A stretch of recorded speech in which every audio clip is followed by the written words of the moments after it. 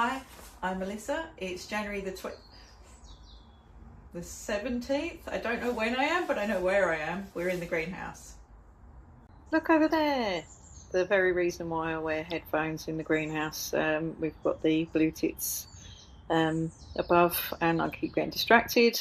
Autism. So I've started off my seedlings. You can see my little onions, and there's cucumbers and chilies. All sorts of different chilies and tomatoes and things. And I do use different ways of seed sowing. One of the things we'll be doing today is seed snails, which is a really good space-saving way of growing seeds of different types. But as you can see, it's a really good way of getting nice long roots. So these are sweet peas. You can see that they've grown really well in this kind of format. So I'm going to show you how to do that. These sweet peas are looking very happy. I sowed them in October. It's now obviously January, so they're doing really well. So we're going to go through 3 different ways of sowing. So we'll use trays, which is the traditional method. You can see here with some cornflowers and poppies, and we're going to grab a tray for soaking. Here's some toilet rolls. I use toilet rolls simply because they're there. I wouldn't go out of my way to do it. I use crumbly, nice seed compost because it's a bit easier than making your own. So toilet rolls. Personally, the reason that I'm using these, other than just showing you, is because they happen to be in the house, and I think that it's better to compost than to recycle. So that is literally the only reason I'm using these. Otherwise, I find it quite a messy and tedious way of just wasting soil. But the pros are obviously that you can just plug the seedlings straight into the ground and let them rot away. But first of all, we're going to start with the seed snail, and we're going to use that for our long-rooted seeds, which are going to be our carrots, because obviously they grow roots. And for the tray, I'm just going to do some Mediterranean herbs. We're also going to be sowing scabious, it's really nice pale blue, very, very pale blue scabious into these toilet rolls. So first of all, for my tray seedlings, I'm going to just fill up this tub with water. It's rainwater. And then I'm just using an old compost bag to make the seed snail. I'm going to cut down the sides normally. I would actually just cut the front down. I forgot my scissors. So I'm going to try it with a tree saw. Please don't do this. This is just me being really lazy and not wanting to go back down to the house. It did kind of work. It wasn't very neat, and this is not really how I would normally do this. But we can tidy up the edges later, and I have kept all my fingers.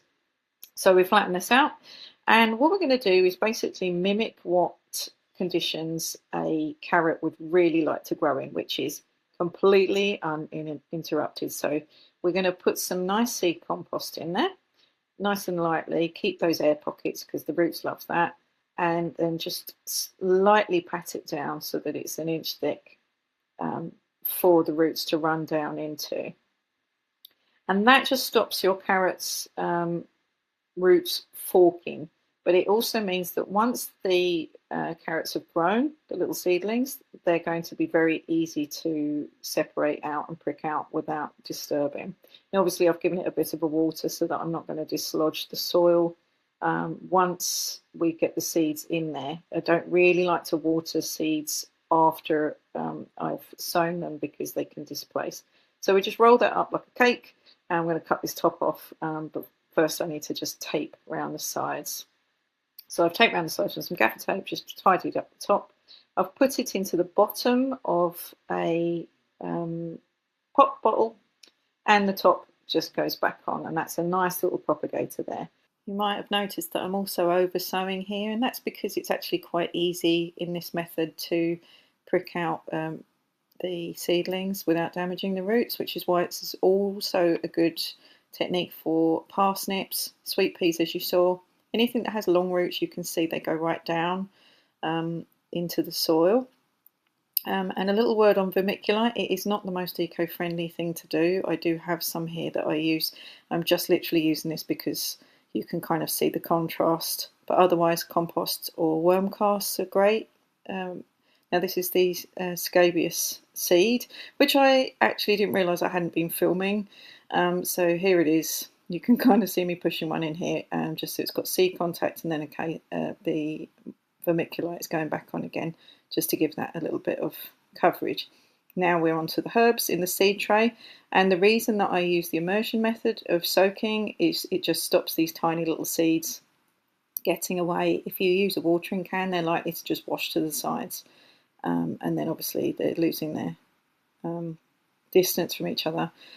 Easiest way of using reusable plastic markers, by the way, because you should label, is just using pencil, and you can just rub it off as you saw. I lost the ability to write. This is me trying to remember what I was doing, and just it is very important that you label your seeds, because you will forget what they are unless you can see an obvious difference, which you can't always. So I'm just quickly labeling up that. Oh God, I told you I didn't know what the date was. Just labeling up that seed snail with the carrots in, and we're doing the scabious.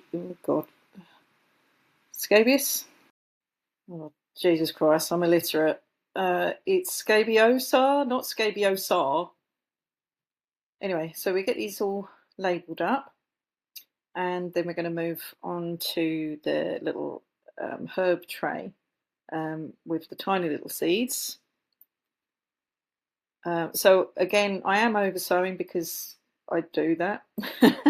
And you'll see that there's obviously quite a variety of seeds here. With the oregano, these are tiny seeds. So I do over sow, but they are quite easy to thin out. They're quite tough little seedlings, I find, and I am quite ham-fisted, so if I say so, it must be true. And then I'm going to be doing the little dill seeds as well, which smell amazing straight out of the packet. They are much easier to see. So I just put a few in each corner for pricking out into more plants, which obviously I can use, or I can sell on, or just give away.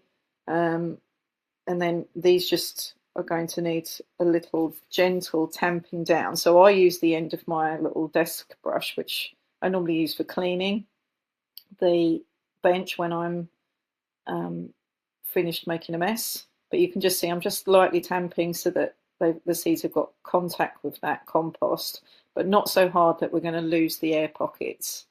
As I mentioned, I do use shop-bought seed compost most of the time. I don't actually save enough leaf mould to make my own, but I will be doing that. But it just means that you've got something that's ready to use. It's got a very open structure, which is what we want. And that's why I don't tamp down too hard, because I want to keep, as you can see, the little holes. We want to keep those inside the soil for the roots to grow straight down. That's our ideal way of making nice, strong little plants. Back to a little bit more vermiculite, and then I'm putting the propagator lid on. So that's now going to go in my utility room because it's still winter. The lights are low, so we need to grow lights. Living in the woods, we have quite a short season, if you like. It's got a little microclimate, so grow lights and heat pads it is. And we'll be pricking out and potting on with these other veggies like the cucumbers, etc. The little house that I put up last week already has somebody who's claimed it and taken credit for it. This guy here who has a house, but this guy can sing.